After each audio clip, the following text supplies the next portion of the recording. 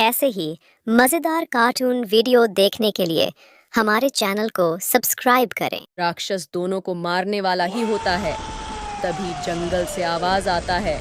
आज से 100 वर्ष पहले राज्य के पराक्रमी राजा चंद्रकेतु अपनी रानी संग वन विहार को निकले थे। तभी खेलते हुए एक बालक ने अनजाने में रानी पर आम फेंक दिया। राजा का क्रोध भड़क उठा और भाले का वार उस मासूम के जीवन को छीन ले गया। तभी उस बालक का पिता दौड़ा आया। उसकी आंखों से आंसू और होठों से श्राप निकला।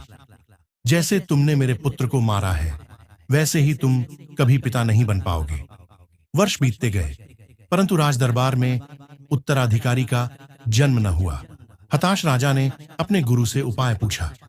गुरु ने कहा, राजन, जगत जननी की तपस्या करो, शायद वह तुम्हारी पुकार सुन ले।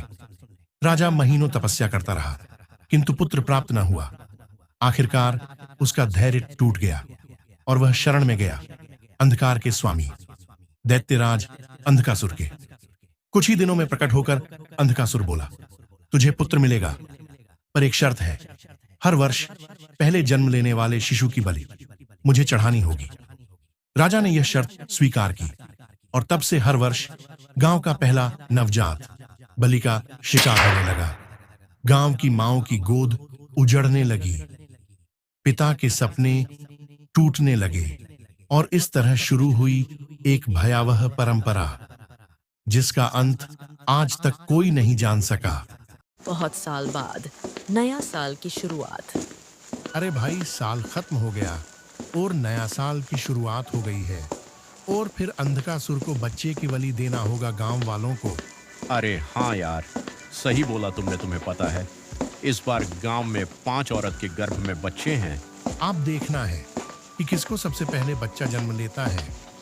अच्छा भाई, अपने यहाँ जो प्रथा चल रहा है, ये कभी बंद नहीं हो सकता है क्या? नहीं भाई, सब कहता है अगर ये प्रथा बंद हुआ तो गांव को विनाश कर देगा वो। अरे तुम्हें पता है क्या, जो 5 औरत के गर्भ में बच्चे हैं, उनमें से एक ठाकुर जी की बहू भी है और ठाकुर की पहले से ही 2 पोती हैं। सभी जगह बस यही बातें हो रहा था। आधी रात है, आसमान में बादल गरज रहे हैं, पूरा गांव जागा हुआ है। सब चौपाल में बैठे हैं और बस 2 घरों की तरफ देख रहे हैं। एक गरीब किसान की झोपड़ी, दूसरी तरफ ठाकुर की हवेली। राजू और ठाकुर दोनों के घर में मेहमान आने वाला था। दोनों आस लगाए बैठा था। तुम जाओ और नजर रखो कि राजू को बच्चा पहले होता है कि बाद में, अगर मेरा पोता होने के बाद होता है।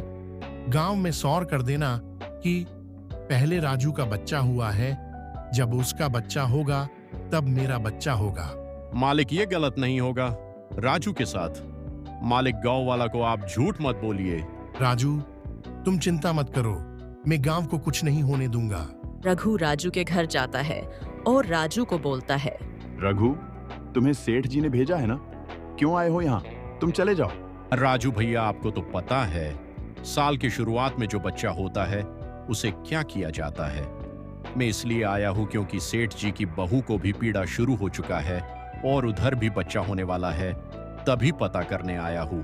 तभी अंदर से बच्चे की रोने की आवाज आता है।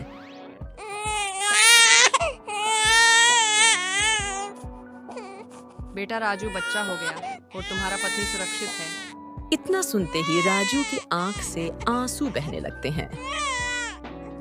राजू चुपचाप वहां से सर झुका के चला जाता है और जाकर सेठ को बोलता है, मालिक, राजू को बेटा हो गया।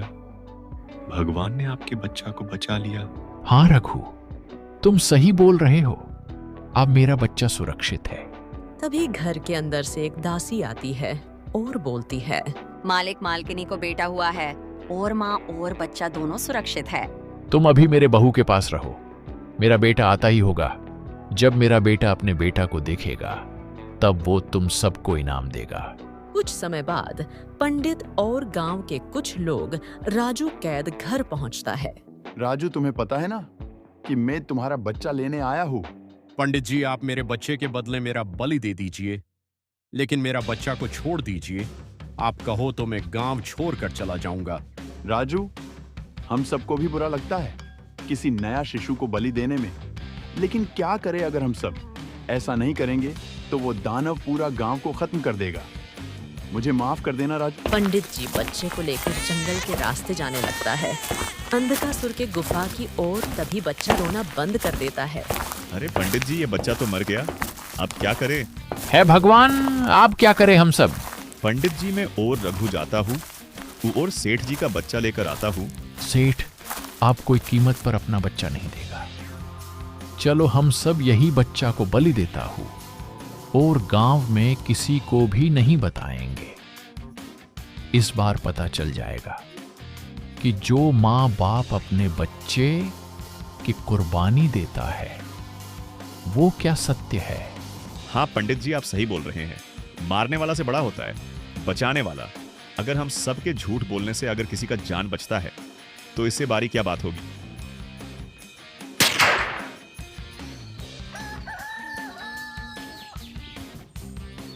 सुबह सुबह पंडित जी और रघु सेठ के यहाँ जाता है। सारा बात बता देता है।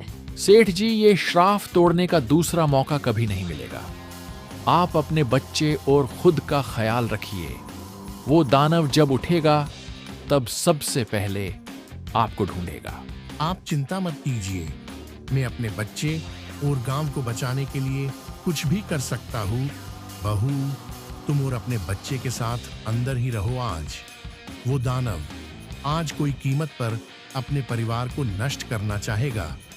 चाहे कोई तुम्हें कितना भी आवाज दे, तुम कुछ नहीं बोलना। तुम इस दरवाजे के पीछे सुरक्षित हो। ये दरवाजा सिर्फ मैं खोल सकता हूँ और कोई नहीं। सेठ अपने बहू को खुफिया घर में छुपाकर अपने बेटा को लाने चला जाता है।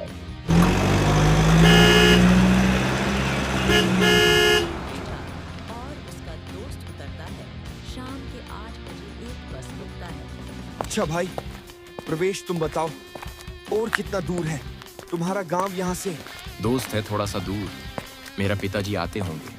अच्छा एक बात बताओ, ये बच्चा का बलि देने वाला परंपरा कौन शुरू किया था और कब से ये चलते आ रहा है? पता नहीं दोस्त, सब कहता है एक राक्षस है जो साल का पहला बच्चा का बलि लेता है और ये बहुत साल पहले से चलता आ रहा है। क्या ये परंपरा कभी खत्म होगा? बहुत सारा माँ बाप अपने बच्चे को बचाने के लिए घर छोड़कर भाग गया, लेकिन अगला दिन उसका लाश जंगल में मिलता था। लोगों को ना चाहते हुए भी अपना बच्चा का कुर्बानी देना पड़ता है और पता नहीं कभी ये खत्म होगा कि नहीं। अच्छा दोस्त, कुछ समय रुको, मैं निकास करके आता हूँ। ठीक है दोस्त, तुम जाओ और जल्दी आओ, मैं यही रुकता हूँ। थोड़ी देर के बाद प्रवेश का दोस्त का चीखने का आवाज आता है। प्रवेश दौड़ कर देखने जाता है। प्रवेश जब दौड़ कर अपने दोस्त के पास पहुंचकर जो देखा, उसका आंख फटा का फटा रह गया।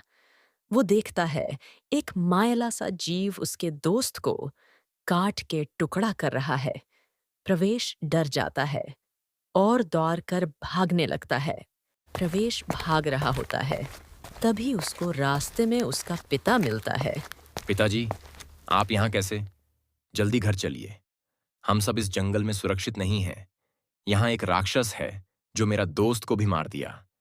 जल्दी चाहिए पिताजी। नहीं बेटा, हम सब घर पर भी सुरक्षित नहीं हैं। पहले तुम मेरे पीछे चलो, मैं तुम्हें सुरक्षित स्थान पर ले चलता हूँ। प्रवेश अपने पिता के साथ जा रहा होता है, तभी उसके सामने उसके पिता जैसा आदमी आकर खड़ा हो जाता है। प्रवेश, तुम दूर हो जाओ उस आदमी से, वो मेरा भेष में राक्षस है। प्रवेश, तुम उस पर ध्यान मत दो, वो तुम्हारा ध्यान भटकना चाहता है। तुम चुपचाप बढ़ते रहो। मुझे कुछ भी समझ में नहीं आ रहा है। मेरा असली पिता कौन है? प्रवेश, तुम मेरा साथ चलो। अगर दैब की धरती पर पहुंच गया तो वो हम दोनों को बच्चा लेगा। प्रवेश को पता चल गया कौन है उसका पिता। प्रवेश अपने पिता के पीछे जाने लगता है। प्रवेश, हम दोनों अब गुलिगा देव की धरती पर हैं। अब हम दोनों को देव ही बचा सकते हैं। तभी राक्षस अपना असली रूप में आता है। प्रवेश और उसका पिता देखकर बेहोश हो जाता है।